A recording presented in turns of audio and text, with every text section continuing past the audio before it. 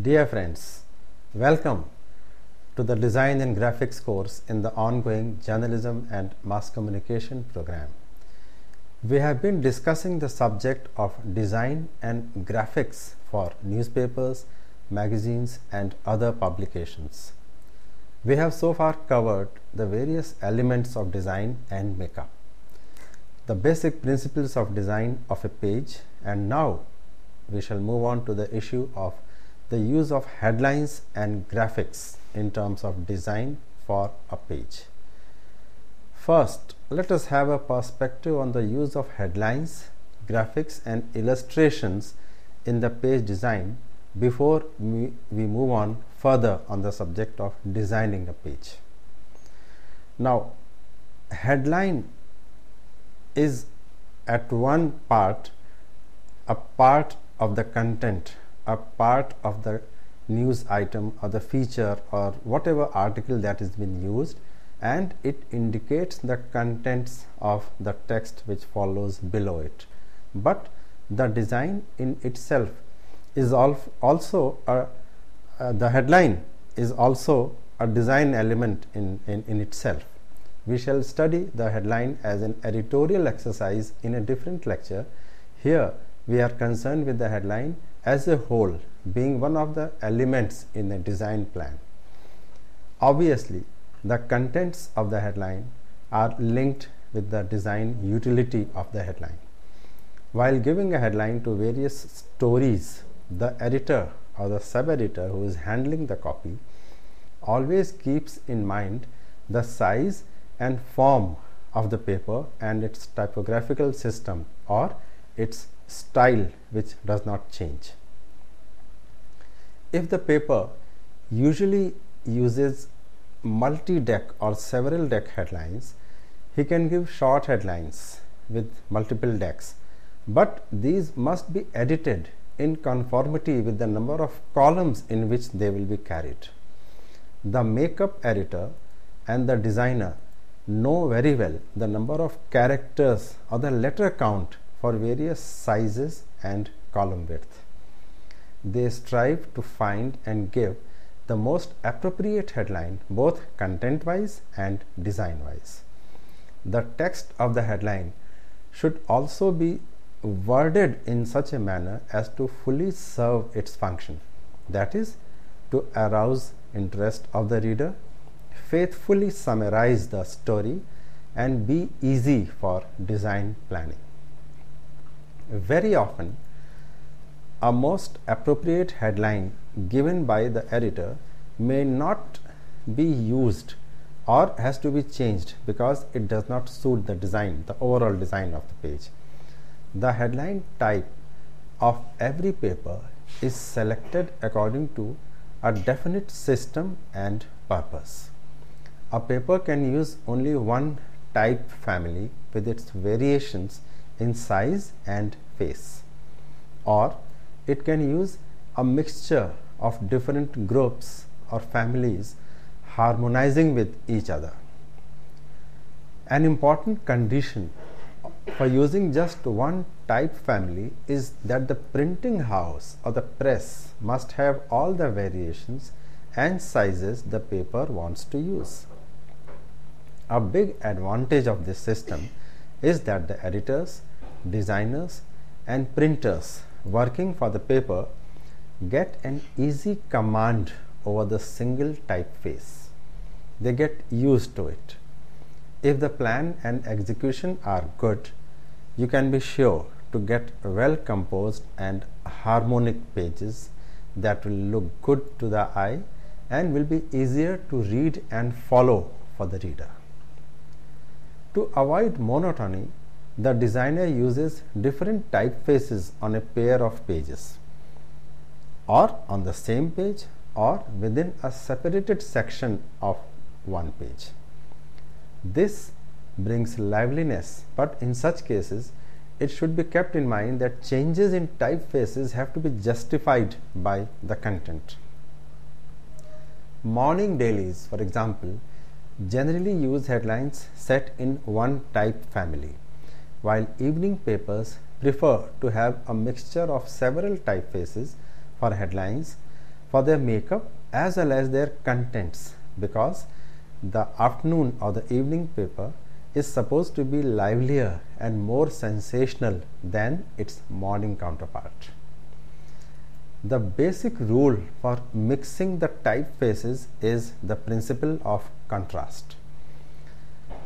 Different typefaces should be used only if this change deviates markedly from the usual typeface in character or the up and down strokes of the alphabets. One can have light faces besides bold, square serifs and vigorous characters next to letters with tender curves, and very brief serifs or the rounded type, italics along with Roman, a spaced line with a dense one, a traditional font with an ornamental font, and a script typeface with an ordinary typeface. Typefaces with slight differences must never be combined. For instance, two types of Roman or two types of italics or two types of sans serif typefaces must be avoided, that they are not used together or side by side. Time and effort should be devoted to select the most suitable typeface. It refers naturally to the typeface for a page or two facing pages, but the designer must strive for bringing and maintaining harmony throughout the paper, howsoever the number of pages be. The next element is the headline space. The spaces for headlines in dailies are so planned as not to clash with each other. Headlines should not be put too close to each other in two items. Sufficient space or cut-offs should be provided, and if possible, an illustration or a picture should be put between two headlines which are going side by side on the horizontal level. The headline space needs to be planned more carefully in illustrated publications or magazines. For example, a headline in an illustrated magazine can be put in a big white field, probably with just one graphic, and it will look quite dramatic, or it can be used in a narrow space bordered with illustrations and text on two different sides. Naturally, these two forms call for different kinds of design planning, type, face selection and placement of these elements. In certain cases, when there is too much of copy or too much of text, you are obliged to leave a very small space for the headline, which is obviously unavoidable in such cases. In the vicinity of the headline, we can have another headline, text, illustration or an advertisement. One of the most important functions of headline typography is to indicate what other elements belong to it or are attached to it below in the form of text, and what is not attached to it or what is alien to it. It means that the reader should unmistakably and easily find the text, the illustration and the caption belonging to a headline, and he should not confuse the units that are independent of it. Space or different typefaces or different sizes can be used in different extents to indicate that the units in question are independent and should not be confused with each other, so as to indicate that one reads one headline and moves on to the text of another item. This is the continuity we are talking about. A headline may consist of several decks, and they are distinguished by their different sizes of the type. The question is, what should be the proportion between the two sizes? If there is one deck comprising big type headlines, the second deck will obviously consist of smaller type sizes. So there is a certain proportion between the two, and with the help of an established formula of the printing industry that goes like 5:8:13, we can arrive at an approximate figure of how big an headline can be and how small the second deck headline should be. For example, if the bigger type is in 20 points, then taking the 13:8 ratio, the calculation will be 13:8 into 20:m. That means 13 needs to be multiplied by a figure m to give a result closest to 160, that is 8 into 20. The figure obviously is 12, that is 13 into 12 is 156, which is closest to 160. It means that the most appropriate proportion of the headline size to go with the bigger type size of 20 is 12 points. The formula of 13:5 can be used to establish the smaller size also.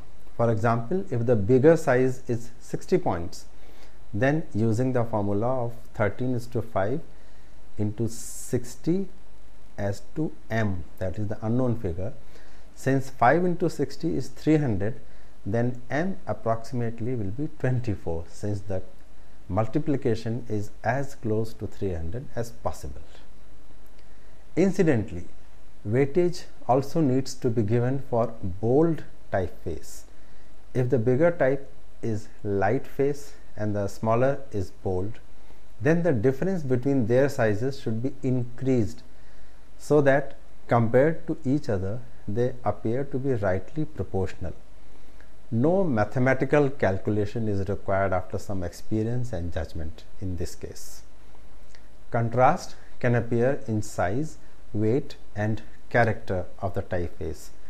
Two sizes set from the same family will contrast with each other if the ratio reaches 13:5 or exceeds that. Next element is that of headline alignment. Most dailies use centered and symmetrical headlines.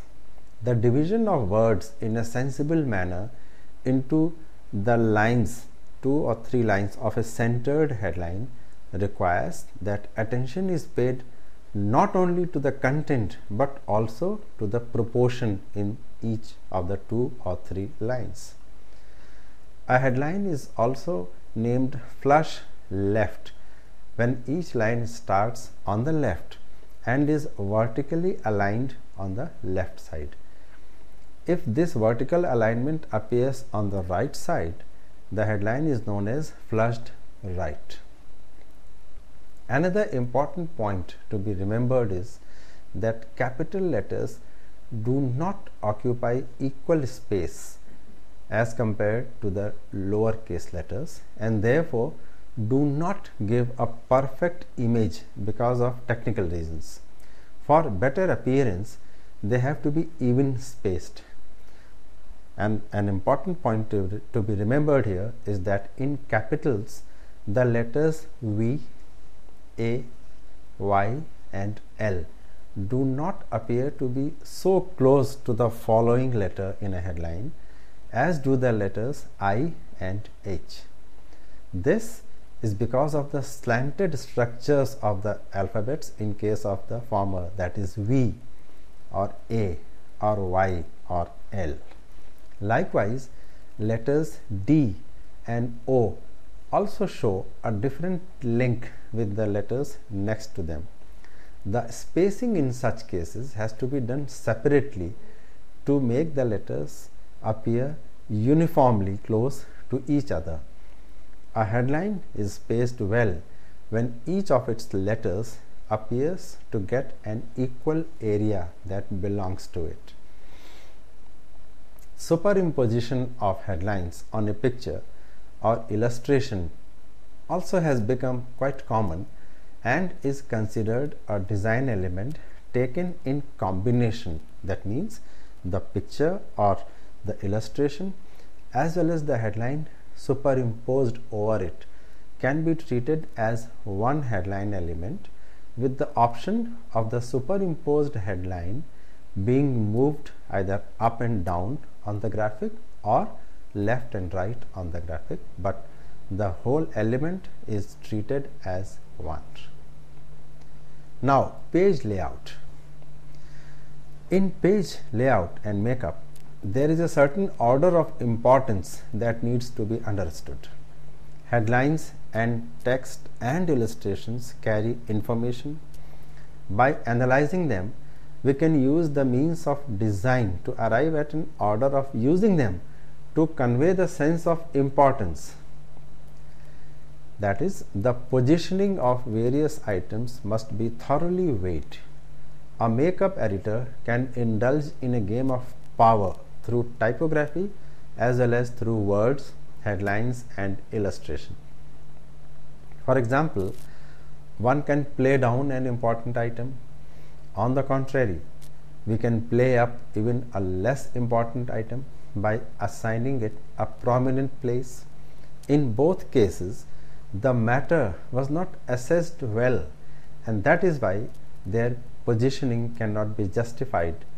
But it is a sort of power play when a less important item is given a more important positioning, meaning thereby that either the content of that less important item or the writer of that less important item is being played up.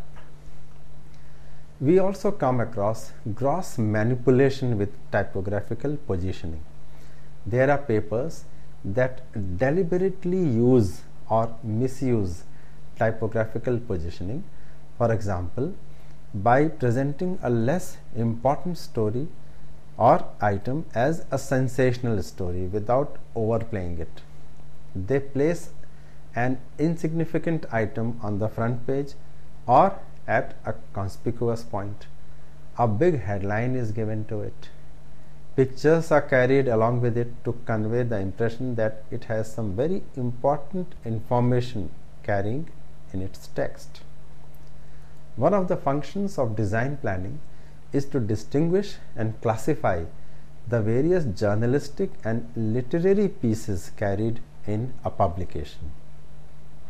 The value of news on a newspaper page is indicated by the positioning of the matter and by the form in which it appears. The typographical order of importance can be planned after we have assessed an item's news value and the value of its position on the page. The means for formal layout provide possibilities for numerous solutions of this kind. Out of these, the most appropriate and the most purposeful solution has to be exploited for that particular day and that particular issue. It is important that each text and illustration should be placed in the optimal position and form to conform to its real value. This is how the value of information carried in it becomes visible to the reader and it can serve its rightful purpose. Being a medium for mass communication, the newspaper plays up certain things through editing and typographical planning. That is, the newspaper evaluates and classifies the various items. If something is less important, it is reflected through editorial and typographical means. What is the importance of positioning and order of the pages, one may ask? If we want to examine the value of pages, we have to keep in mind the size of the paper. Except for the front page and the last page, other pages have a different value attached to them. In popular perception, the value of the pages decreases in their serial order, except of course for the last page. In addition, an item placed on the odd page, that is 1, 3, 5 and so on, indicates that it is more important than the one placed on the facing even numbered page, that is 2, 4 a 6 which will go on the left side. It is always the top part of the page that is more important than the lower part, because we read downwards from the top. Our eyes reach first on the top of the page. This is particularly true for the front page of papers that are sold in a folded form. The part below the fold is considered to be less important. In the case of an even page, the reader always glances at the left side columns first, while in the case of an odd page, his attention first goes to the right side of the columns. Furthermore, attention should be paid to the size of the paper and the division of columns. How do we indicate the value of information, and how can we accentuate this meaning with typographical means? Number one, through the number of columns given to a headline and its structure, that is, whether it is a single deck headline or a multi-deck headline, its typeface and size. Number two, by underlining the headline, putting it in a different color or in color, making it reverse, or placing it in a box or in a hooded form, either with a rule over and below them. Number three, by the width of the column for text setting, its typeface, its size, and by using the leading space, that is the line space between two lines. By playing up certain parts of the text through italics, by its leading space, and by varying the type sizes. By the number of columns given to cross headings, their positioning, typefaces and size, and underlining of the subheadings, and by the order of the various items positioned in the newspaper. These are the various means through which the information carried in the items can be put into an order of importance. Now let's come to the placement of material. In the first phase of designing, when the matter and illustrations are processed in the editorial, it is decided how the individual items will be placed in the paper. There is a thing called a grid, which is an invisible structure used to guide the placement of elements in the page that is being designed or being made by the designer or the makeup sub-editor. Grids do not appear on the printed piece, the final printed paper or magazine, but their influence is evident in the width of the column text, the uniformity of space around the photographs, or the consistent placement of repeating elements from page to page in a magazine. So, grids are used before the page is designed to maintain uniformity in space, whether it is horizontally or vertically between two columns or between the edge of the page and the first column, and so on. So, grids are basically a series of guidelines that determine the margins of the item that is being used, the space between page elements, that is headlines, body text, photographs, etc. And the grids let you know where to put things on a blank page. The grids are drawn on the computer screen itself, and they disappear when the page is sent for printing. So, a 3-column layout may be constructed on an underlying 4-column grid where 1 column is left empty. The grid works on the principles of design, for example, making it easier to align the elements and incorporating white space along with the text and other elements. So, various texts and illustrations to be published can be placed in different forms on various pages. In course of typographical planning, we shape the pages with the help of the various possibilities for a layout. The factors to be kept in mind for a proper layout are: 1. Balancing the page. 2. visual appeal. 3. A sense of hierarchy. 4. Avoiding conflict between items and photographs with advertisements or between two photographs as such. The typical broadsheet newspaper page has to be balanced in such a way that the size of the headlines is balanced on top and the bottom of the page. Similarly, the pictures have to be placed in such a fashion that they go alongside the connected item and also do not conflict with any advertisements on the either sides of it. The balancing of the page is usually of either a horizontal kind or a vertical kind. Vertical balancing means that items on the left and right half of the pages are almost equal in number and weight in terms of the size of the headline and the actual bulk of the text it carries. Horizontal balancing means that the number of items in the upper and lower half of the page is such that the two halves appear equal in weight and appearance. So, it is either up and down balancing or it is right and left balancing, and both kinds of balancing are usually mixed to give off the best possible result.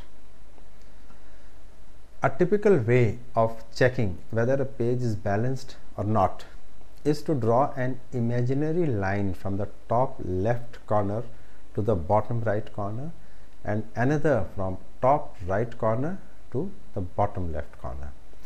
In the four divisions of the page, the number of elements, that is pictures, visuals, the text and the headlines, etc., should be roughly equal, so that the situation having one corner of the page only text and one corner of the page having only headlines should be avoided.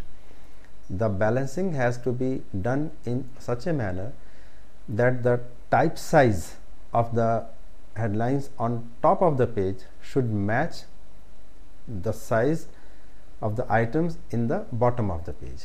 The headline size of the big items in the middle should never exceed that of the top or the bottom items. Whatever the deadline of releasing the page to the press, whatever the hurry, no sub-editor can afford to make a page that looks just hurriedly filled up. It shows the lack of application of mind and lack of aesthetic sense on the part of the sub-editor. So, a sub-editor or a makeup editor will always make the effort so that the page appears balanced and equally distributed. There are three forms of placing material on a page, that is rectangular or modular, horizontal and free form. Now, what is this rectangular or modular placement? It is the most frequent form of placing the material on a page. In this form, the text or illustration in one or more column is always rectangular, whether vertical or square. The characteristic of this form is that the columns are all in equal depth from top to bottom. Within the form, we have various elements such as text, headlines, tables, illustrations, cross headings, etc. And these elements collectively constitute the rectangular form. We can place a pictorial report or any other composition in the rectangular form. We can also have a rectangular form by getting text set in several columns. For example, we may have a text set in 2 or 3 columns and then getting it placed in equal height. We often find text placed in a box to constitute a rectangular form. Within the rectangular box, the text and the illustration, if any, may be placed in any way the designer wishes. It is possible to produce different newspaper pages strictly out of rectangular forms only. The horizontal form. In this form, we have one or more column of matter of a greater depth while the other columns are put in a rectangular form in one or more columns shorter in depth. The idea is to spread the matter horizontally in a spread of columns from left to right. Such forms can have the form of a flag also, in which the shorter part of the columns is on the right. This placement may consist of various elements such as single or several deck headlines, illustrations, text, cross headings, etc. The single columns are very few and of very short height to give off an impression of the page being horizontal in appearance. In this form, all text elements are spread horizontally with one arm of the text hanging down with a greater length. It is also sometimes referred to as the flag form. Next is the free form. Any placement that is not covered by the criteria of rectangular or horizontal form is called a free form, and it may have a variety of shapes. In this form, the various columns have different depths. For example, a matter may be placed in 4 columns, each of different depths. A deliberately planned difference in column width also may be tried, making the page look dynamic. The free form refers not only to the headlines and text but also to tables, illustrations and drawings. However, the free form is not very commonly used in modern publications, since making pages on computer software divides columns automatically, and also because the presence of advertisements restricts the form that can be used. For example, the design of a horizontal page, as shown here, has all the multi-column items spread in 3 or 4 columns of equal height. By having a similar arrangement all over the page from top to bottom, the entire page looks as if it has a horizontal rhythm.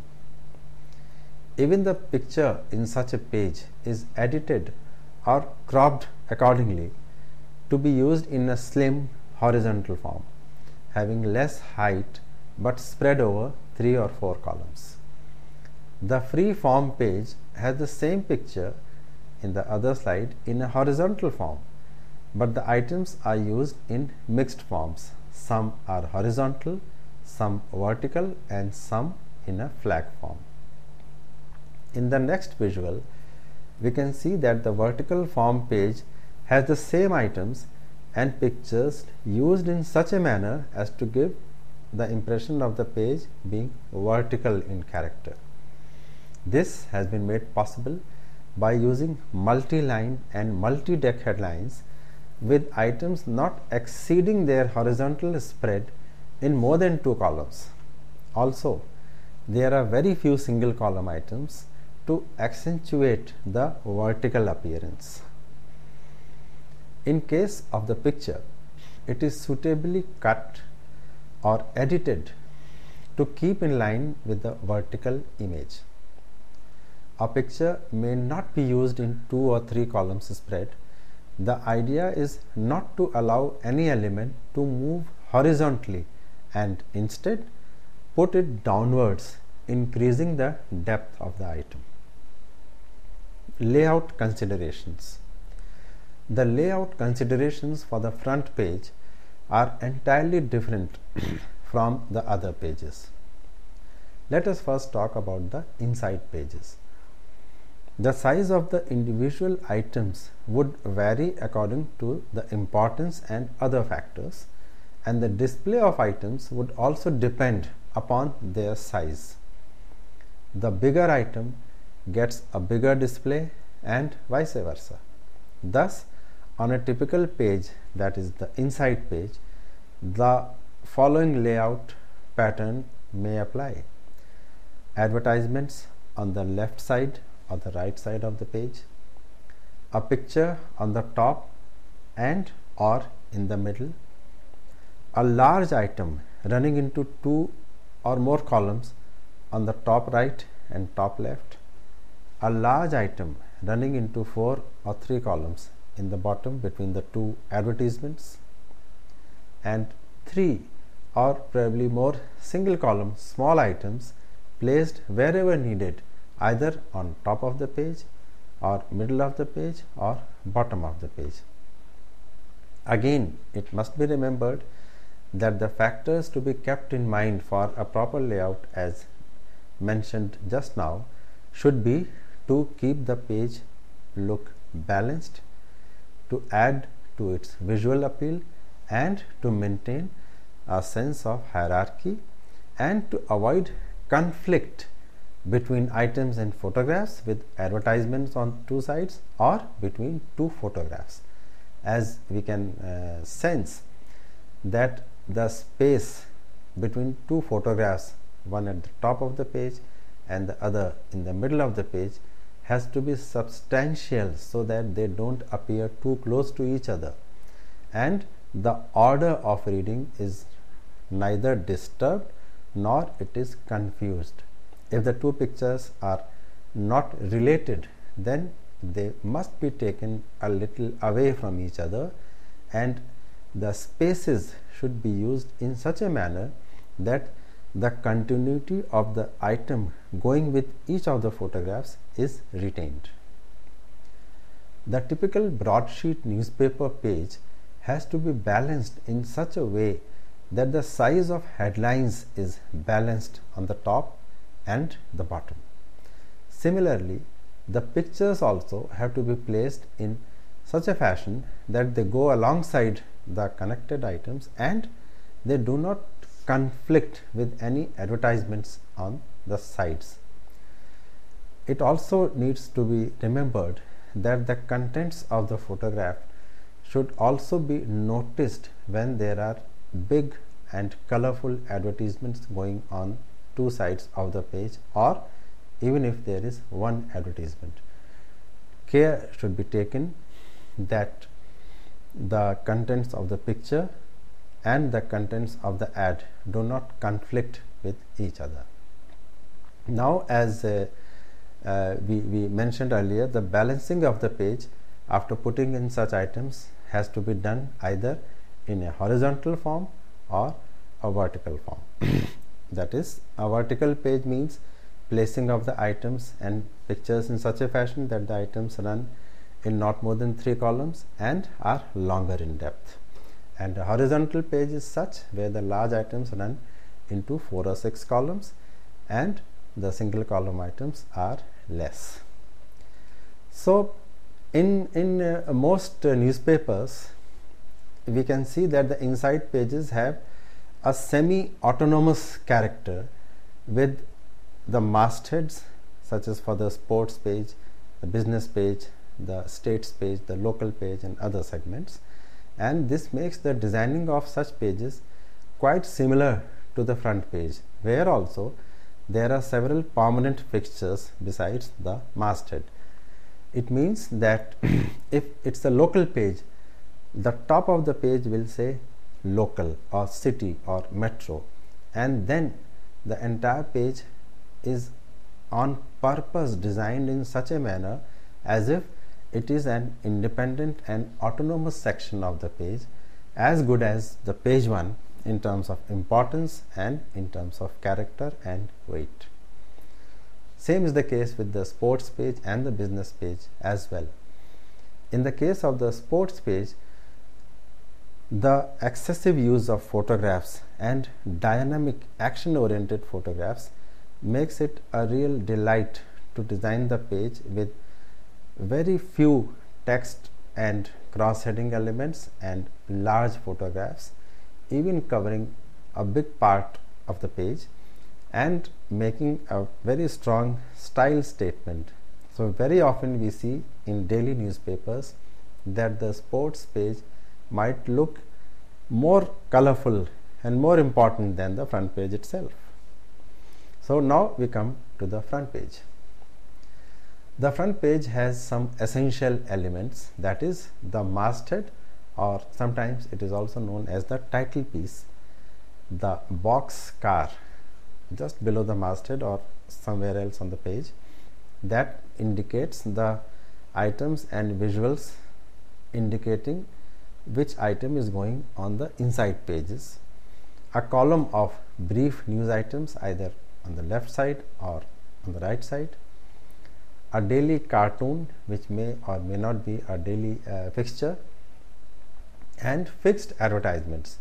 Usually in established newspapers, the size and placement of the advertisement on the first page is fixed so as to not to interfere with the appearance of the front page, which is indicated to be the statement of that paper for that particular day. In all cases, the presence of so many permanent fixtures is both an advantage as well as a disadvantage for the designer. Advantage because it makes the front page quicker to make, because there is less space to fill. A lot of space is filled up by the masthead, the boxcar, the cartoon, the weather, and so on and so forth.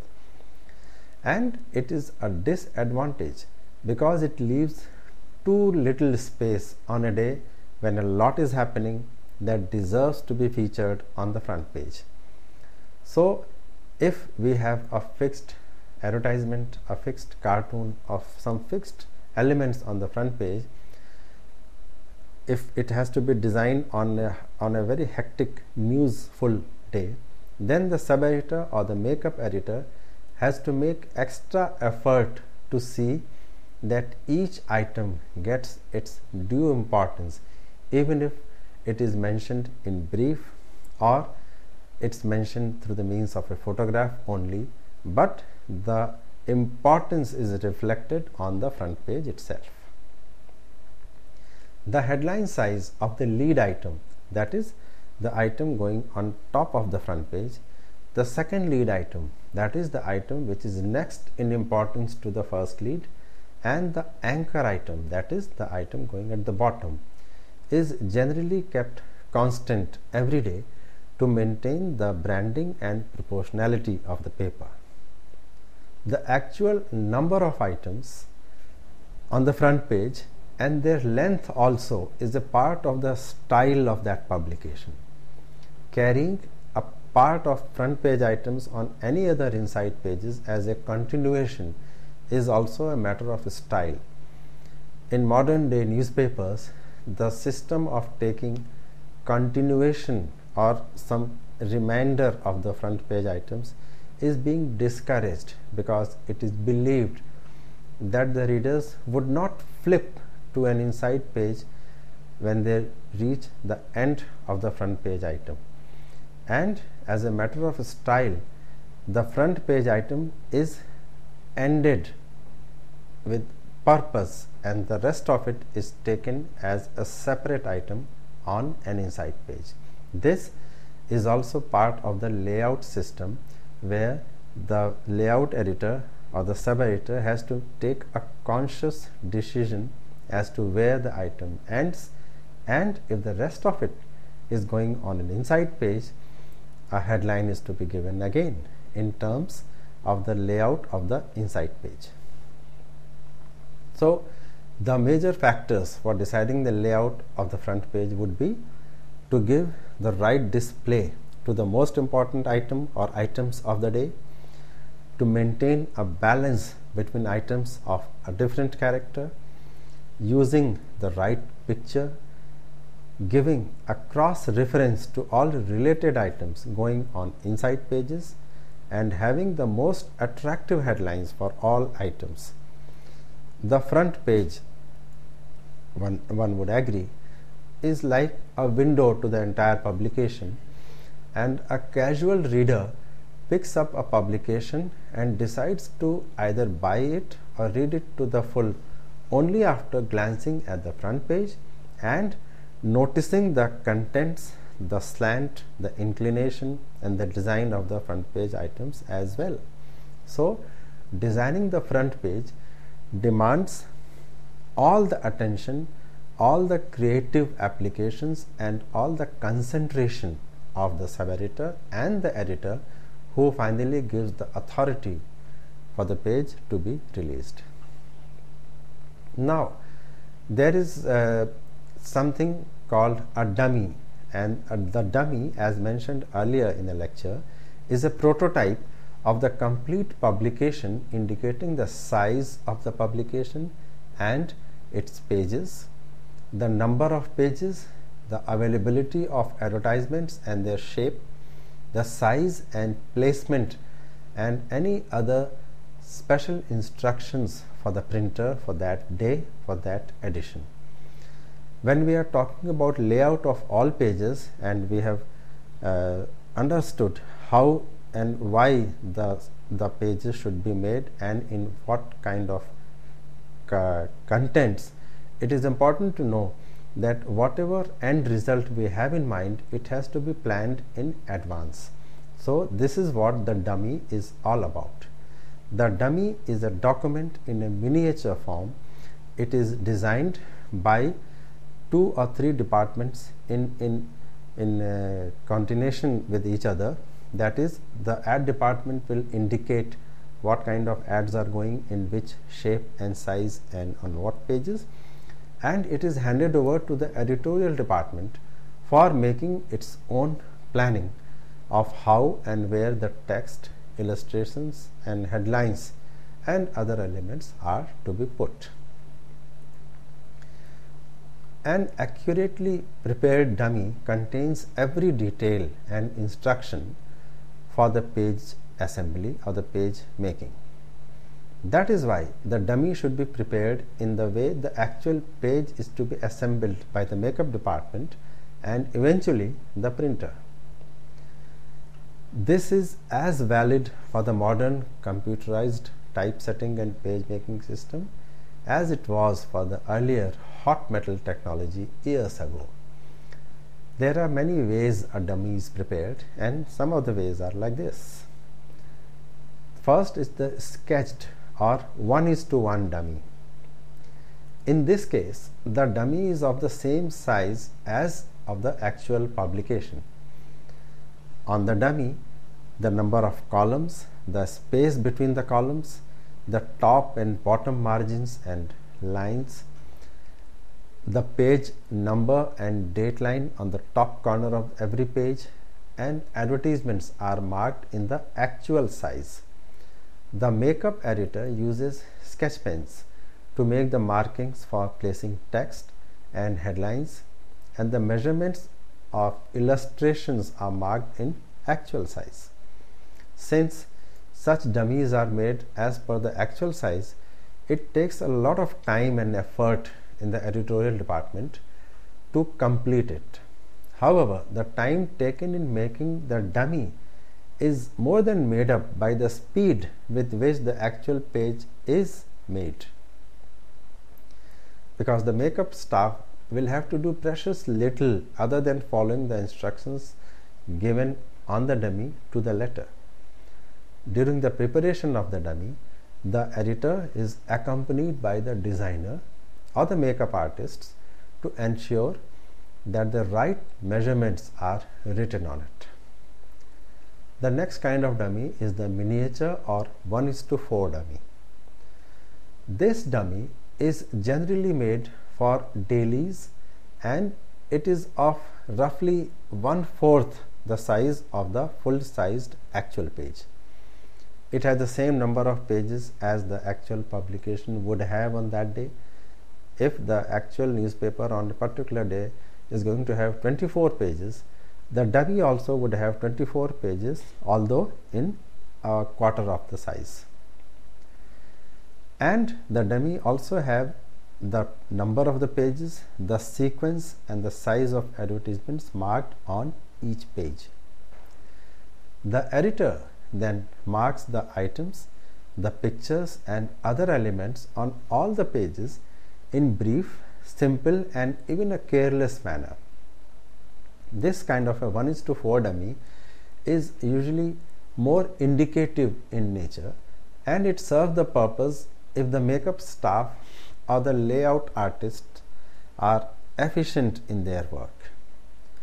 The editor can simply leave instructions and make general markings and the designer follows everything, making improvisations of their own whenever and wherever required. The 1:4 dummy is a more commonly followed system in print publications, since the designing staff is now more qualified, efficient, and can be depended upon to understand the editor's instructions. Also, the 1:4 dummy makes it possible for all departments concerned, that is the editorial department, the advertisement department, and even the print or the production department, to make way and make possible the last minute changes.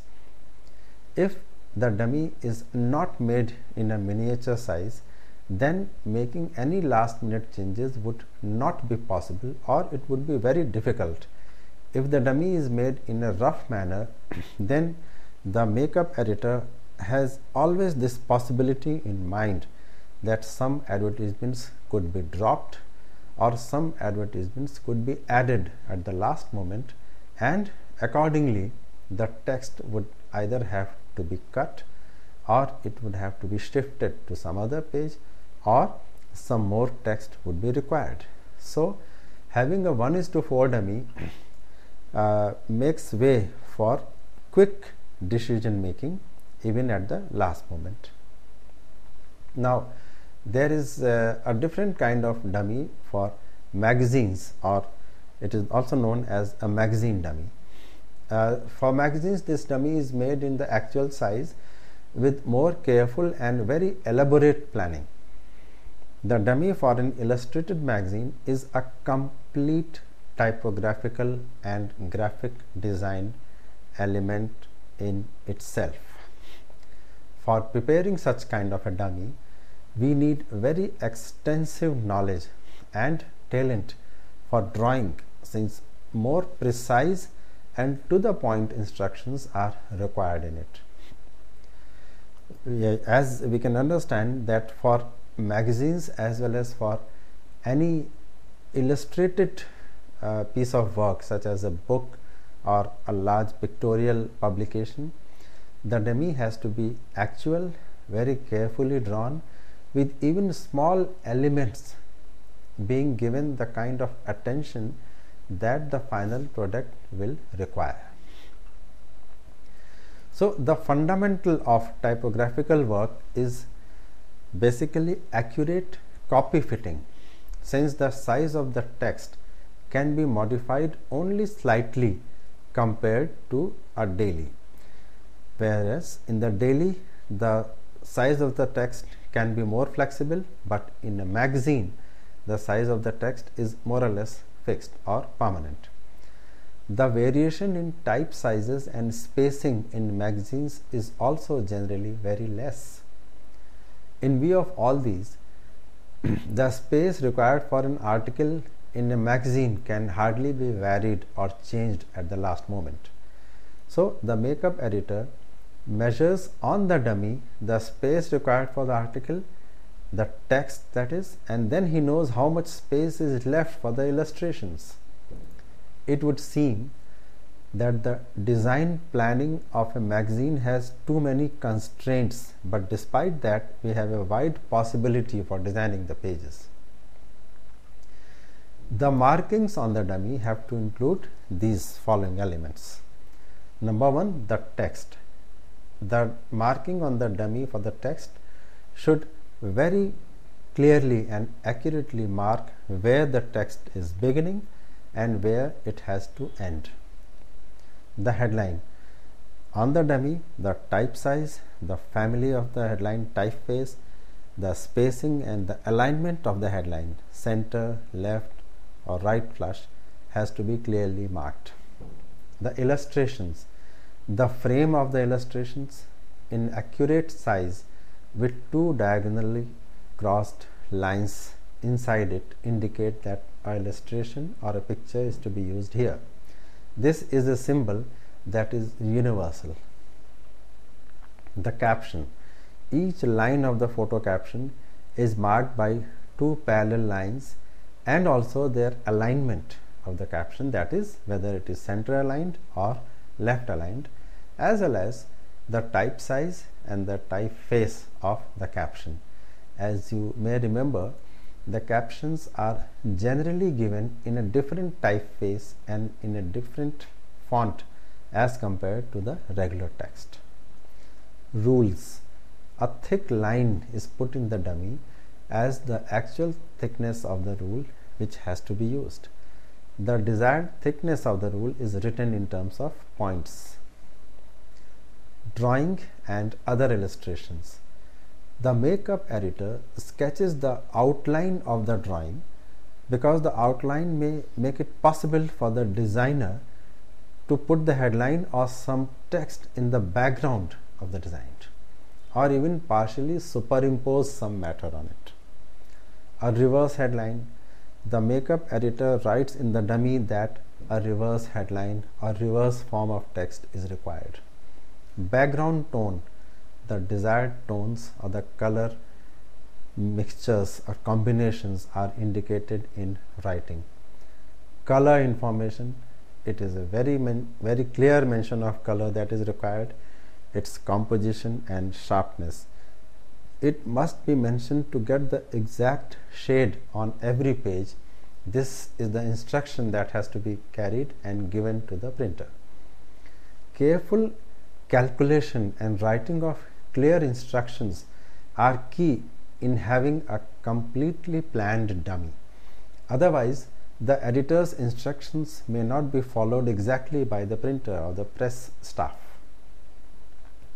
For a daily, the dummy preparation starts as soon as the advertisement position is finalized.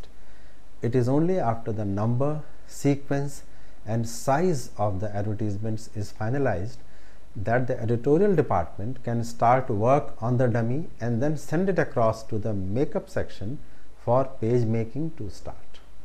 However, the early and timely preparation of the dummy is not always possible in a newspaper because there may be many elements such as a photograph, advertisements, or even a story that may not be available as planned earlier in the day. Transmission difficulties, late decisions regarding advertisements, and even late decisions about the importance of a report and subsequent requirement of space on pages very often delay the submission of the dummy.